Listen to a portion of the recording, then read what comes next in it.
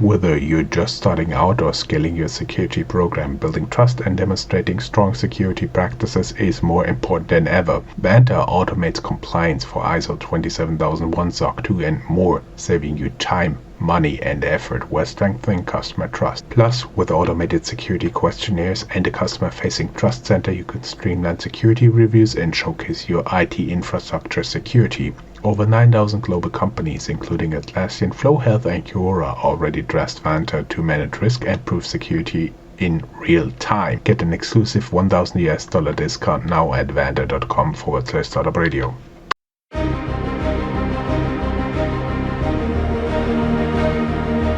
Welcome to Startuprad.io, your podcast and YouTube blog covering the German startup scene with news, interviews, and live events. Hello and welcome everybody. Welcome back to our second part of my interview with Jens, CEO of Link11. Welcome to Startuprad.io, your startup podcast from Germany, Austria, and Switzerland. You go-to podcast for startup tech and innovation insights. We continue our interview with Jens-Philipp Jung, CEO of Link11, a leader in DDoS protection and one of the top 40 unter 40 by German periodical capital, business periodical, I would say. If you'd ever wonder how to scale a tech business or navigate tech challenges of cybersecurity in today's rapidly evolving market, this episode is for you. Let's dive into Jens' entrepreneurial journey, leadership lessons, and innovations in the cybersecurity space. And please keep in mind, this is part 2. So you should also listen to part 1. Part 1 and part 2 are supported by our enabler, Hessen Trade and Invest, and the Enterprise Europe Network. You can learn more down here in the show notes. Jens, that's it. Welcome back. Hi, Jörn. Very nice to be back. Totally my pleasure. We may add for our audience that even for us, it's a second recording. So we had approximately 24 hours in between, but we keep going with our content here. We talked last about cybersecurity and your look on things. And now I would like to shift a little bit more on the focus of risk of your company. Running a tech company like Link11 must come with a fair share of risk. How do you manage and mitigate those risks, both in terms of strategy and cybersecurity? Yeah, I mean, especially also in the past 24 hours in the cybersecurity space, a lot happened because we basically see every hour many attacks, being it on our customers, but also on us as a company, because we are also some kind of high quality target, to say so. And therefore, it's very important to manage these cybersecurity risks and also obviously from a business strategic standpoint. And as an organization, I mean, we are also some kind of startup culture and some kind of startup atmosphere. And while you are very young as an organization, you think very late towards risks, right? I mean, you want to build something, you are the pioneers, and you want to create something. So risk is something which come a little bit later, as soon as the company gets more mature. But what I see as a very positive involvement currently is that more and more requirement in terms of risk management systems, especially in the cyberspace. So, for example, the ISO framework, what gets more and more famous and more required from the market. And such frameworks help generally all companies, but also obviously us, in terms of risk management, risk mapping, and being it from strategy risk, from cyber security risks, and business continuity risks. We as Link11, we not only have the ISO framework, which is like already a lot of work, and all who went through this knows that. A lot of paperwork, which also typically is not loved too much from startups and in the startup and scale-up phase. We have also done like cybersecurity frameworks like PCI DSS, which is a framework introduced by the payment card industry. This is where PCI stands for. Or another one, SOC 2, which is like a very US-centric framework, but gets more and more important in the European sector. And these frameworks help us natively to be more secure and also to risk also to manage our risks much better. But even before such frameworks, I mean, we always think about what if scenarios, what could happen, and create predefined plans, and also often fire drills and tabletop exercises, because we operate a 24/7 network and something could always fail. So we always think about, okay, what are redundancy concepts in our infrastructure? What are the playbooks and the fire drills what we need to perform if something breaks? Actually, I'll be linking the cyber map of Kaspersky. This gives you a real-time view of attacks, and only in the time you've been talking, I have witnesses here on the live map more than 250,000 attacks. So just to give you a sense of that here. Could you share an example when you took a risk in the business that ultimately paid off, meaning less in terms of cybersecurity and more in terms of like strategy projects? Yes, I mean, two big risks what we have taken in the past was our add-on acquisitions. I mean, as Link11, we had a strategy to grow organically, but also at a later stage to acquire other companies. And these acquisition of other companies, obviously, you have their due diligence and you try to find out what is great and where are some red flags in this company. But every due diligence report has its limitations, and there are always things which are uncertain. You don't know how sticky is the customer base after the migration. You also only have partially insights into the real production code, and various other things. You also don't know, or you only have partially insights about what is the stickiness of the people, do all the key people stay on board. And this is always a kind of big risk, because I mean, making these acquisitions, paying many millions for being the owner of the company, and therefore also the amount you invest is a huge amount, and this is always kind of risky situation. And how to mitigate this is well-defined plans, what if scenarios, trying to understand the business as good as possible, trying to anticipate potential risk, potential issues as good as possible, creating mitigation plans, and also in terms of risk mapping, understand, okay, if a certain risk actually will be materialized, which we all don't hope, right? What is the actual impact, right? Is it like from a criticality scale? How serious is it? And this helps you then to also get a good feeling from making such transactions, and at the end also signing the deals, because you should never sign a deal if you have a bad feeling. Everybody who does not think that a takeover could be a destroyer of value or a company, they should look into some prominent examples like AOL, Time Warner. I do believe you, after some time looking into that, you do get a sense of how this could take down two companies.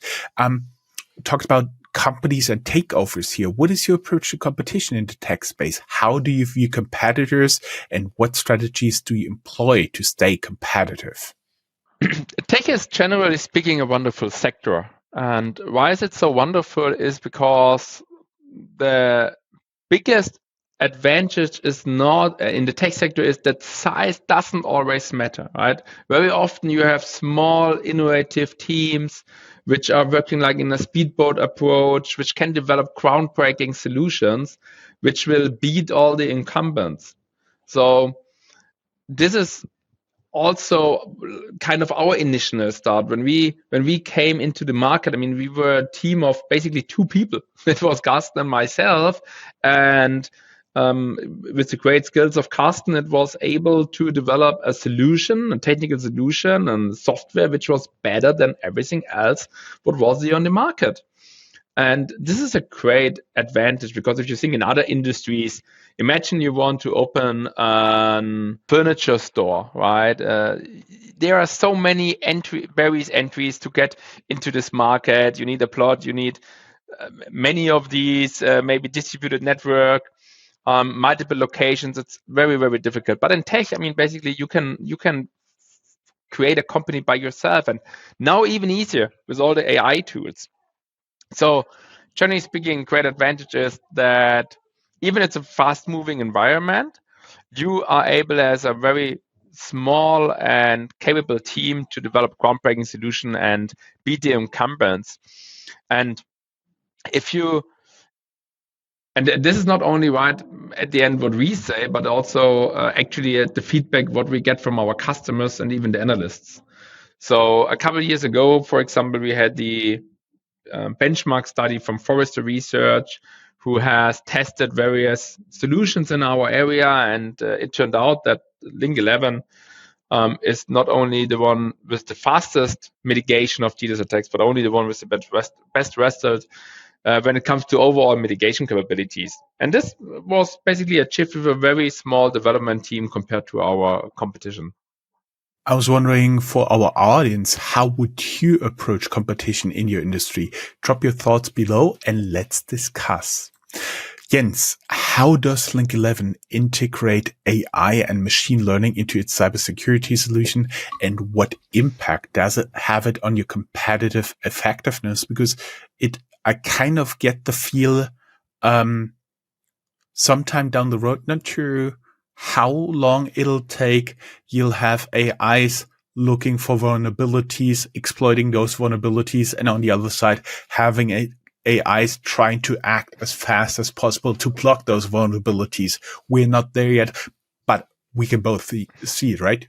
Oh, it's actually in the very near future. We already see like early attacks designed and generated by AI, and imagine like deepfake, for example, or phishing attacks, or calling fake attacks. They are all AI generated. So this is like in the very, very near future. On the same side, luckily, or on the good side, we are already using AI for quite a long time.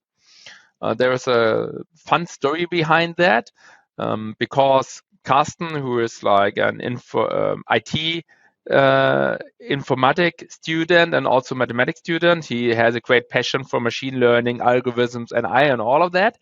And because we had the issue that DDoS attacks could come on every day and night, Carsten has developed a solution which is capable to detect and mitigate these attacks by themselves. And the reason for it was because he wanted to sleep in the night.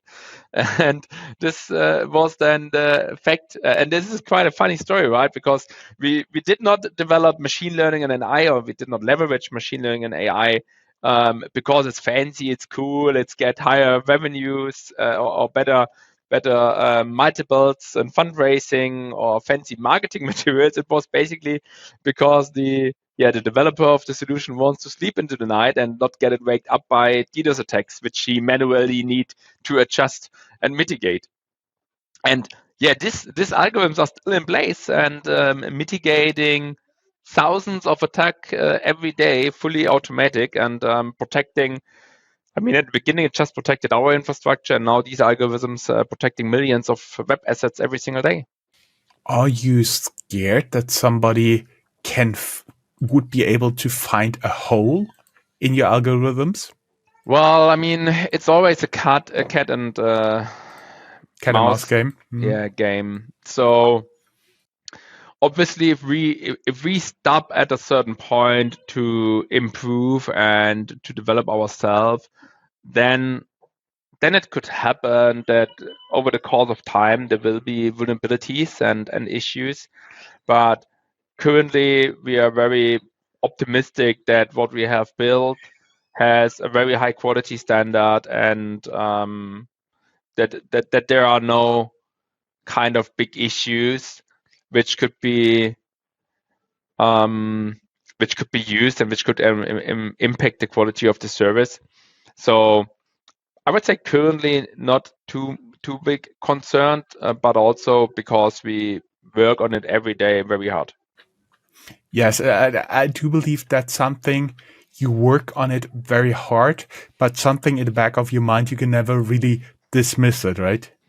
Yeah, I mean, this is also kind of the motivation which pushed you forward, right? When you think about, okay, you have solved the problem ultimately, then you usually stop working on it, improving on it. But in cybersecurity, it's like an ever going evolution. It's like with learning, you can never learn enough. Going a little bit from Link11 into you as an entrepreneur, and I was wondering what has been the most rewarding part of your entrepreneurial journey so far, and what keeps you going? Well, in like part number one of our interview, I already said some nice words about my family, and this is also exactly the reason why I'm that super motivated and work or try to work as hard as I can. It's because of my family, and there is no greater reward you can get than when your wife says Jesus proud of you, or your children looking up to you. This is really what motivates me like hell to give even more and more. That's more worth than any money on earth. Exactly know what you're thinking there. I was wondering if you would have a time machine. I would be wondering, when you can go back and give yourself an advice, when you start Link11, what would it be? Basically, it's 2 points what I would give my younger self as an advice. And number one is in terms of hiring, don't hire too fast in terms of don't make a decision for a hire if you are not 100% sure, or at least very sure that this is the right hire. So really hire the best talent, and making there some errors will at the end cost you more money, more time, more sleepless nights than if you would just wait a bit and waiting for the right and perfect match. So like putting more emphasis on this. And the second point is build a great peer network. Especially when I founded the company, which was 2005, right? Quite a long time ago. I mean, nowadays you have much more communities, events, you have these accelerator programs and so on. But this was something that didn't exist back in these days. And the peer network is very, very crucial because you want to share ideas, you want to share best practice, you need a network to get some intros. So this could be also over the investor potentially, but the best advice always build it up by yourself, right? Extend your network, meet with people. This helps a lot. And from personal experience, I can say it's pretty tough to tell somebody who's a teacher to really tell them what you're going through, what drives you. But another entrepreneur, they usually get it pretty fast, right? Yeah, I would say so. Absolutely. I mean, it's like always, if you, I mean, there are these life coaches which say like, well, you actually the sum out of the five, or your character is like the mix of the five persons with whom you spend the most time. And therefore, if you have a great peer network, it's also very valuable from a self-development perspective. Um, now, can you? We've been already talking about time machine. We've gone back in the question before. Now let's get a tiny preview into the future. What's next for Link11? What are some upcoming projects and innovations you're excited about?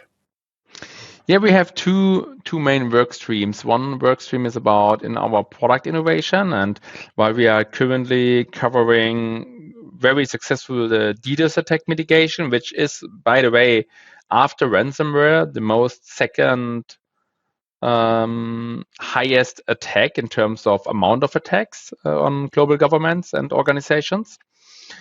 We are also, and beside of the DDoS attacks, we are already providing solutions for web application protection, being it mitigating SQL injections and database attacks and similar stuff. But what we now also will introduce, or what we are currently working on, is more towards network-based solutions, zero trust, as I already explained right at the beginning. Some solutions in this sector and area, combined with the great visibility of actually what you have as a threat landscape in your organization, because many companies don't know what vulnerabilities they have, and we are developing solutions which give them more insights. This is like track number one, our product expansion. And track number two are some very nice M&A activities, what we have in the pipeline. Obviously, I have very hard limitations what I can say here about them, because they are all under strict NDAs.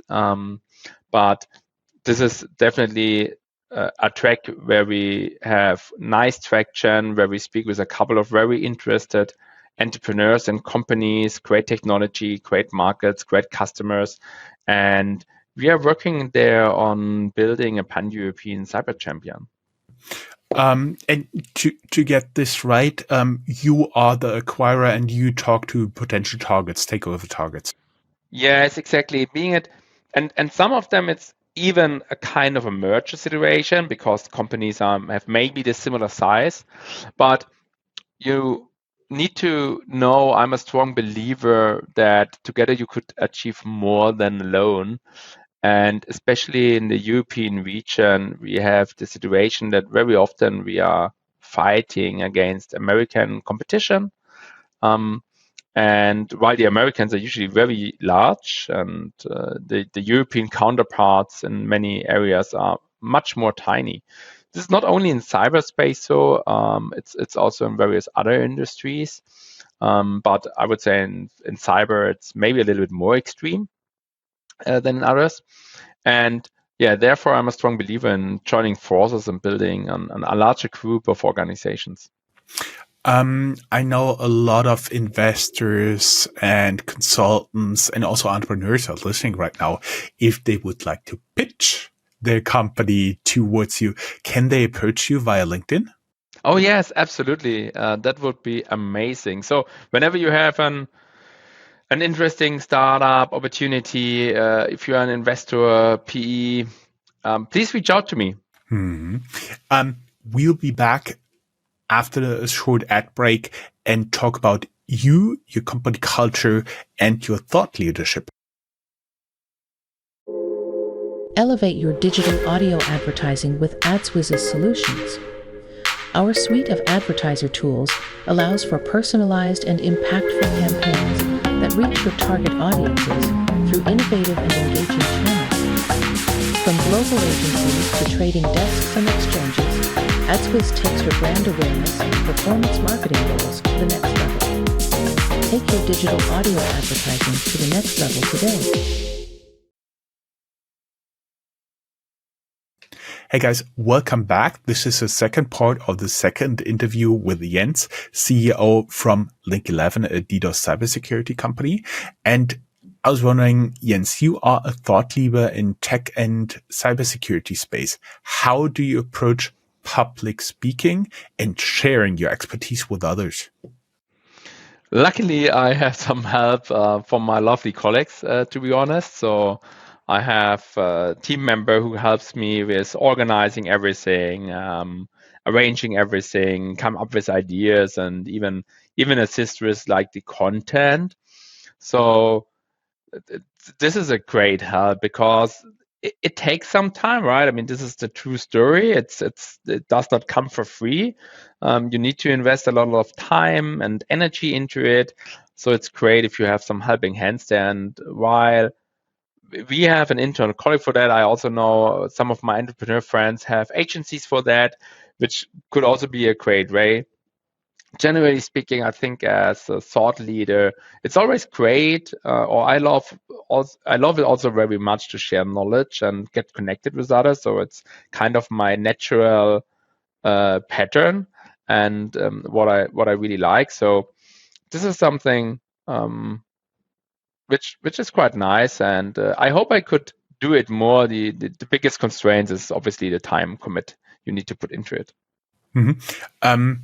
What is your main channel to distribute your content? Is it that people can follow you on LinkedIn? Is it a newsletter?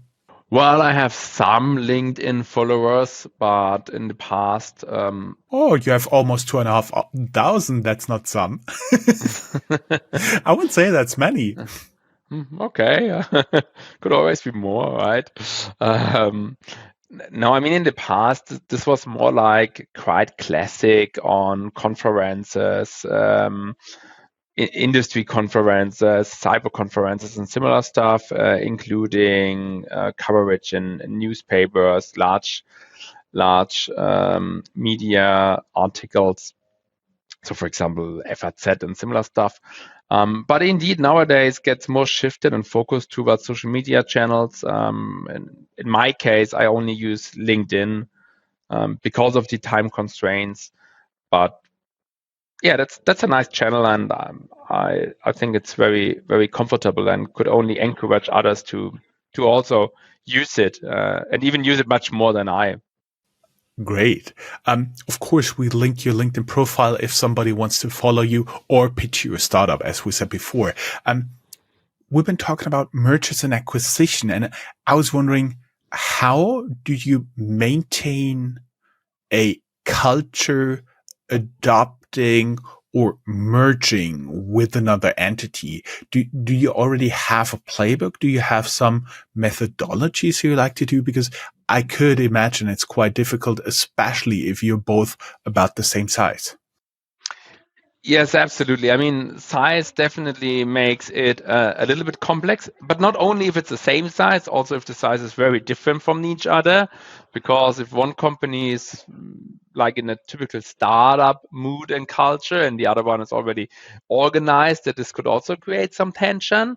Another level of complexity comes when we speak about cross-border transactions, and you need to know our first transaction was in Canada, Vancouver, with 9 hours time difference. The second one was in Israel, which is also not around the corner, obviously closer than Canada. But this makes it also, or this brings also an additional level of complexity into it. To be honest, I think the best way, or what we have as a kind of playbook, is trying to merge also the kind of cultures, because if you try to put over 100% of the culture you have currently and erase everything what they have built over many years locally, this will end up in no good scenario. So what we always try is like keeping nice local culture and combining it with the culture of Link11. And what we also try to achieve in all of our targets, because we know culture is such important, we always do some kind of culture assessment before we sign the deal.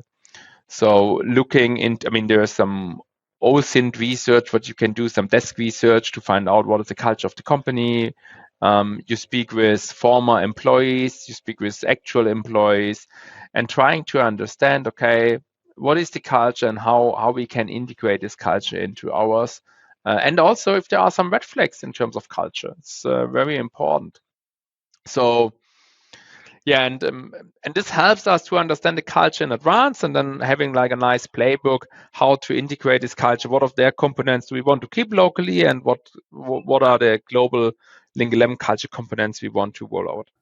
I was wondering how important in terms of evaluating the culture of a company is for you to look into boards, forums, and websites where employees can evaluate their employer.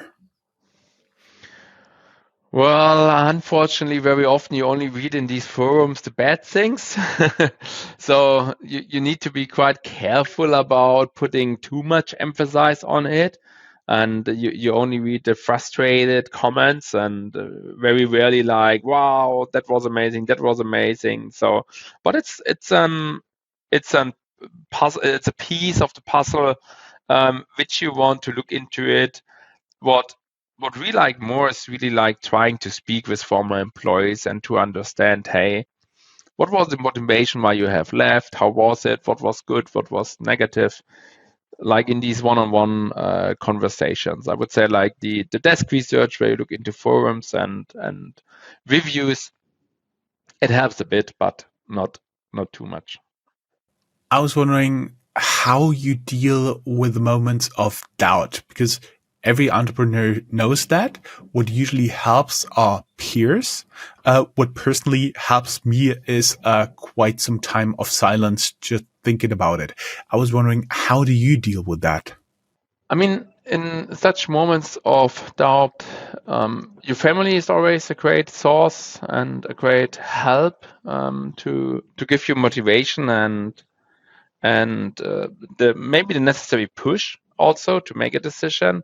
But as I mentioned earlier before, it's important to have a peer group network, and this could also help you very much, right? So if there are such situations, reach out to persons who potentially already were in the same situation, who have experienced the same situation. Usually everybody is very happy to share his knowledge, and you would be surprised actually how happy some people are to share their knowledge and how easy it is to get some good advice from people who had been in the same situation and ask about how were you able to solve the situation. And yeah, that helps to get good ideas, that helps to give you confidence that you are on the right way, or also open you the eyes that you are on the totally wrong way, which is sometimes even more valuable than a confirmation that you're on the right way. We should make an inside joke. In German, you say, if you're on the wrong way, you're on the wood way. Du bist auf dem Holzweg. Aha. Yeah. Not being on the wood way. What do you think are the most important skills and quality an entrepreneur needs to succeed? A will to an idea, what do you want to reach, and a will to work very hard to get there? I mean, you cannot achieve any great outcome alone. So people management, identify talent, motivate talent.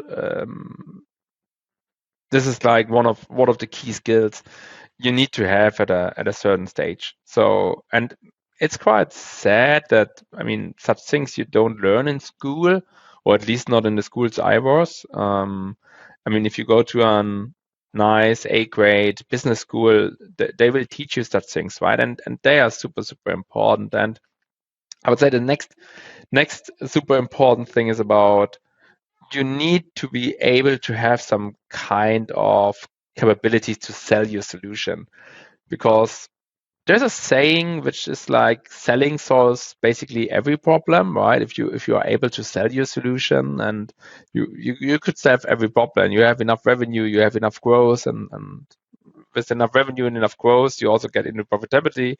So this is a great thing. So my recommendation, be very good in talent management, talent identification and hiring. Be very good in selling, and beside all of that, I mean, obviously you need to have sector and product expertise.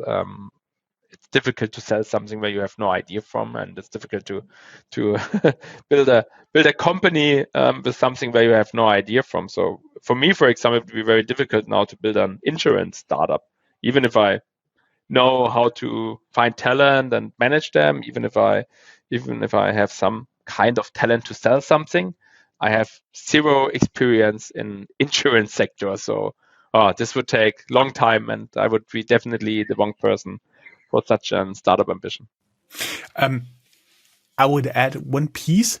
Either you're talented to sell something, or you get a co-founder who is. Oh yeah, absolutely. Which comes back to point number one, right? Finding and identifying talent and getting them on board. We now went through a lot of questions. Finally, the last one. What is the legacy you hope to leave behind with Link11, and how do you envision your company's impact? I would be very happy if I'm able to inspire some people to found their own business or to improve their entrepreneurial life career. So this would definitely make me very, very happy. And beside of that, I mean, we are on the mission to building a European cyber champion because we are very sad that there are so few cyber companies in Europe. It's definitely an underrepresented sector compared to other countries, and we have great engineering here. We have huge demand for such solutions. We are in uncertain times. We're facing, global geopolitical threats. So this is our mission to build this pan-European cyber champion. I would be super happy if we are able to succeed and to build these organizations within in the next 5 years, and having there at the end some kind of really legacy organizations which is able to achieve and be successful over quite a long time. I think this would be very nice for the German startup and ecosystem. If you, our listener or viewer, enjoyed today's interview with Jens-Philipp Jung, want more insights from the world of startup tech and entrepreneurship, don't forget to like, comment, and subscribe. What's one lesson you've learned in your entrepreneurial journey and think that is crucial for success? Share with us below, and we'd love to hear thoughts. Jens, that's it. Thank you very much. Best of luck by building a European cybersecurity champion, and of course I hope I'm on the press distribution list for everything you do in the future, right? Thank you very much, John. Yes, you will be, absolutely. So looking forward. Thank you for your time. It was great being your guest. Totally my pleasure. Have a good day. Bye-bye. Bye-bye.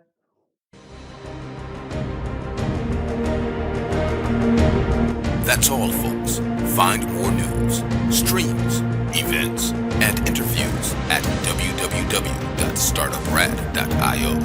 Remember, sharing is caring.